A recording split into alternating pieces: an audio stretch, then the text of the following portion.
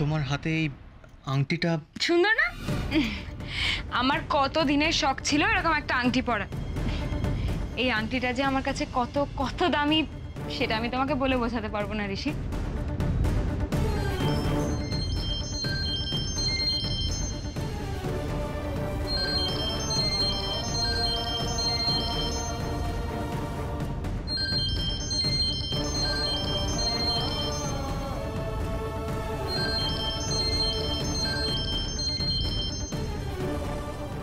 ঋষি, ঋষি কি কি ভাবছো? তখন থেকে তোমার ফোনটা বেজে যাচ্ছে তো। দেখিস ফোসকা পড়েছে নিশ্চয়। মোহর ছাড়ো, কিছু হয়নি।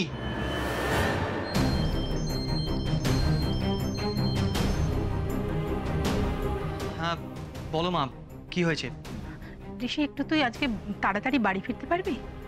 কেন? না তাহলে ঠাম্মিকে নিয়ে একটু ডাক্তারের কাছে যেতিস। কেন, ঠাম্মির কি আবার পায়ে ব্যথা বেড়েছে নাকি? ওকে তো কিছু বলছেন না, কিন্তু দেখে তো মনে হচ্ছে বেড়েছে পায়ের ব্যথাটা। আচ্ছা মা, আমি চলে আসবো, তুমি ঠাম্মিকে রেডি রেখো। ঠিক আছে।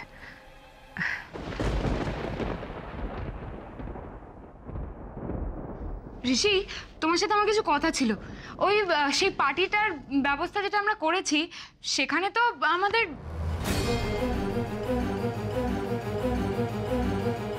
সেইখানকার সব ডিল ফাইনাল হয়ে গেছে। ধরো কাল যখন তুমি অফিসে ছিলে না, তখন আমি আর মিশ্রাজি মিলে সব ফাইনাল করে নিয়েছি। মানে মানে এর মধ্যে সব ডিটেলস আছে, চেক করে নিও।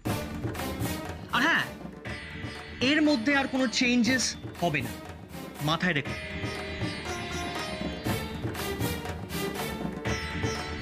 এটা তুমি কেমন করে কথা বলছো ঋষি? আমার পুরো কথাটা না শুনে। এনিওয়ে, আমি এখানে কোনো চেঞ্জেস করার কথা বলছিলাম না। আমি তো বলছিলাম যে এটা প্লিজ মোহন, প্লিজ, এই ডিলটার জন্য যতটা সময় দেওয়া দরকার তার চাইতে আমরা অনেক বেশি দিয়েছি, ট্রাস্ট মি। কাজী এই নিয়ে আমি তোমার সাথে কোনো কথা বলতেই চাই।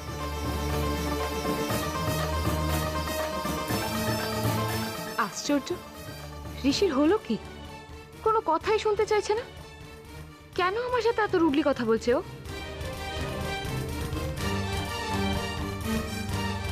দেখো ঋষি, অফিসিয়ালি কিন্তু তুমি আমার সাথে এইভাবে কথা বলতে পারো না।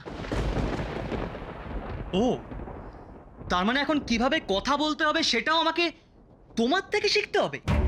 আরে আমি তো সকাল থেকে তোমার কাছে একটা কাজের কথা ক্লিয়ার করতে এসেছিলাম ঋষি। তুমি তুমি এরকম কেন বিহেভ করছো? তুমি যদি আমার সাথে সহযোগিতাই না করো তাহলে আমরা একসাথে কাজ কি করে করব? তো করতে হবে না। তোমাকে তো কেউ মাথার দেব বিদায়নি আমার সাথে একসাথে কাজ করার জন্য, আর আমিও তো মরে যাচ্ছি না তোমার সাথে কাজ করার জন্য, তাই না? তোমার প্রবলেমটা কি ঋষি? সকাল থেকে এরকম আনরিজনেবল কেন বিহেভ করছো? ওকে ফাইন, আমি মিষ্টাজিৎ থেকে কালকে জেনে নেবো কি করতে হবে না করতে হবে। ভগবান জানে কি ভূত চেপেছে তোমার মাথায়।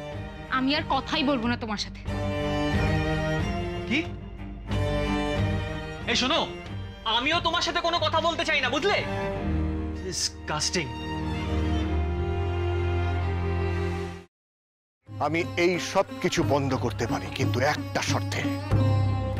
তোমাকে আর দুর্গাকে আমাকে ছুঁয়ে কথা দিতে হবে, এর সাথে তোমরা কোনো যোগাযোগ আর রাখবে না। শোনো, আমরা এখনো তোমার মতন এতটা পাথর হয়ে যায়নি। তোমাকে ছুঁয়ে আমি এত বড় কথাটা।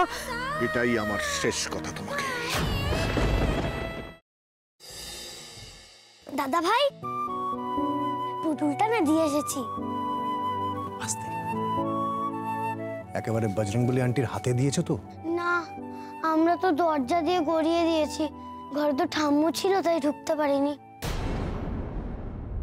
মা ঘরে ছিল?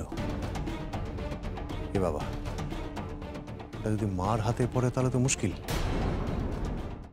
ওনার কোনো সর্দারজির সাথে পরিচয় ছিল? সর্দারজি? না, ঠিক আছে। আমি তাও বলবো আপনারা একটু ঠান্ডা মাথায় ভাবুন। আসলে আমার জানাটা খুব দরকার।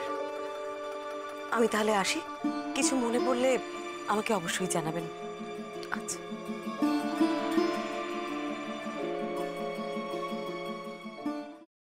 ফ্রাইং প্যানে Emami healthy and tasty refined rice bran oil গরম করে তাতে গোটা কালো সর্ষে আর কারি পাতা ফোড়ন দিয়ে ওর মধ্যে একে একে টমেটো কুচি, বাঁধাকপি বাটা, নুন, হলুদ গুঁড়ো, শুকনো লঙ্কা গুঁড়ো আর সামান্য চিনি দিয়ে ভালো করে কষিয়ে নিয়ে ওই মিশ্রণে কুড়িয়ে বেটে রাখা নারকেল, পাকা লঙ্কা কুচি আর কারি পাতা দিয়ে ভালো করে নাড়াচাড়া করে নামিয়ে নিয়ে নারকেলের স্লাইস, পাকা লঙ্কা স্লাইস আর কারি পাতা দিয়ে সাজিয়ে সার্ভ করুন বাঁধাকপির ঝাল।